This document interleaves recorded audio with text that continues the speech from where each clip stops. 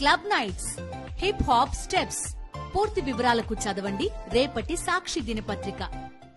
ఏదో అని చెప్పేసి కూడా నేను ఈ సందర్భంగా మరి తెలియజేస్తా ఉన్నా. మరి ముఖ్యమంత్రి గారు మరి సీనియర్ పొలిటీషియన్, మరి ఎన్నోసార్లు ప్రభుత్వంలో ముఖ్యమంత్రిగా చేశారు. మరి అధికారులు, ప్రభుత్వాలు వస్తూ ఉంటాయి, పోతూ ఉంటాయి. ఐఏఎస్ కానీ, ఐపీఎస్ కానీ, ఇతర చిన్న అధికారులు కానీ, ఎవరైనా కానీ ప్రభుత్వంలో వాళ్ళు పర్మనెంట్గా ఉంటారు. వాళ్ళు రిటైర్మెంట్ వయసు వచ్చిన దాకా ఉద్యోగస్తులు పనిచేస్తూ ఉంటారు. వాళ్ళని ఎక్కడ పోస్టింగ్ ఇస్తే అక్కడ చేస్తూ ఉంటారు.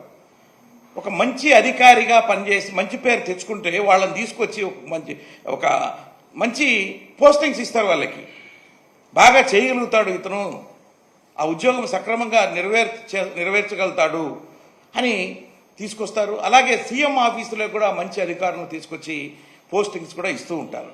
అయితే మరి ఎందుకో ఈ మధ్యకాలంలో చూస్తూ ఉన్నాం.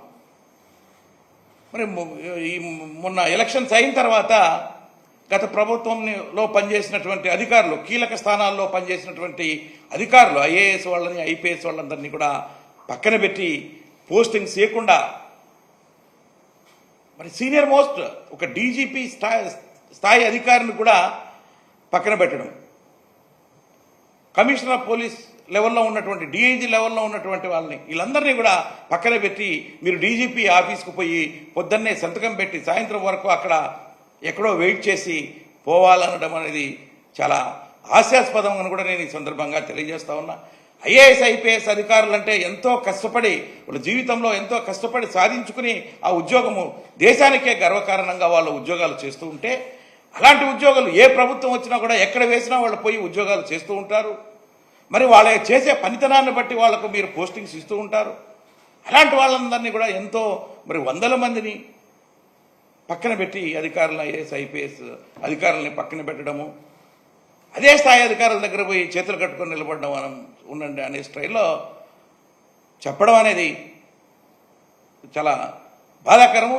అంతతో వదట్లేదు. వాళ్ళ మీద అనవసరమైనటువంటి కేసులు ఈ మధ్యన చూస్తూ ఉన్నారు. విజయవాడలో పనిచేసినటువంటి అధికారుల మీద ముంబై సినీ నటి కేసులో ఇరికించి ఆ అధికారుల్ని సస్పెండ్ చేశారు. 3 ఐపీఎస్ అధికారులతో పాటు ఇంకా ఒకటి ఎస్పీసీ, వీళ్ళందరినీ కూడా. అంటే ఎక్కడ పోతున్నాం మనం? అంటే అధికారులు అంటే ఏంటి? వాళ్ళను వేధించడమేనా ప్రభుత్వంలో భాగంగా పనిచేస్తున్నటువంటి అధికారులు ఈ ప్రభుత్వానికి మంచి పేరు రావాలంటే అధికారులు కష్టపడి పనిచేస్తేనే మంచి పేరు వస్తుంది ప్రభుత్వాలకి. అది మర్చిపోతున్నారు. ఆ ప్రభుత్వంలో మీరు పనిచేశారు అని అంటే ఏ ప్రభుత్వం వచ్చినా ఉద్యోగి పనిచేయాల్సిందే. వాళ్ళకి చెప్పినటువంటి వాళ్ళు ఎక్కడ వేస్తే అక్కడ చేయాల్సిందే, అక్కడ చేయాల్సిందే. నేను ఇంతకుముందు కూడా చెప్పాను, ఉద్యోగి ఏదైనా కానీ అతను చేసేటువంటి పనులు ఒక సిస్టమేటిక్గా రూల్స్ ఉంటాయి. ఆ రూల్స్ ప్రకారంగా ఆ ఉద్యోగి చేస్తాడు. అంతేగాని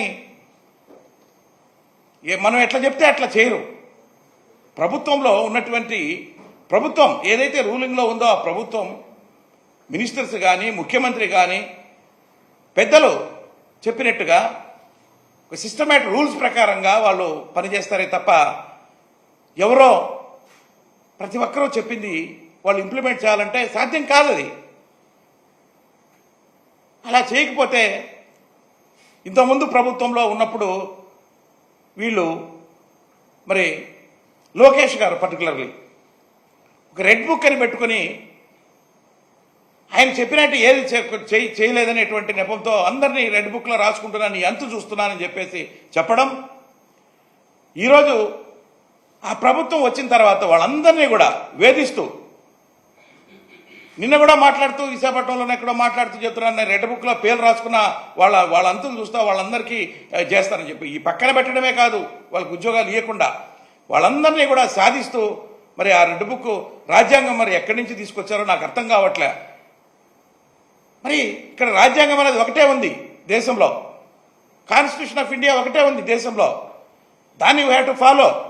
ప్రభుత్వ ఉద్యోగులు వీళ్ళంతా కూడా ఎవరైనా కానీ ప్రభుత్వానికి అనుకూలంగా వాళ్ళు ప్రభుత్వంలో ఏవి రూల్స్ ఉంటాయో ఆ రూల్స్ అతీతంగా పనిచేయలేరు కదా వాళ్ళు. ఆ రూల్స్ ప్రకారంగానే పనిచేయాలి కదా. మరి నాకు ఒక రెడ్ బుక్ పెట్టడం, ఈ రెడ్ బుక్ అనేది ఎక్కడుంది? రాజ్యాంగంలో ఉందా? కాన్స్టిట్యూషన్లో ఉందా? ఈ రోజు నువ్వు రెడ్ బుక్ అని పెడతావు, ఇంకొక ఆయన నువ్వు నీ తర్వాత ఇంకొక ఆయన వస్తాడు, ఆ రోజు ఆయన అట్లా చేశాడని చెప్పేసి ఇంకొక రకంగా చేస్తారు. ఎక్కడ పోతున్నాం మనం? ఇవన్నీ కూడా మనం ఆలోచించాలని చెప్పేసి కూడా నేను ప్రభుత్వానికి ఈ సందర్భంగా తెలియజేస్తూ ఉన్నా.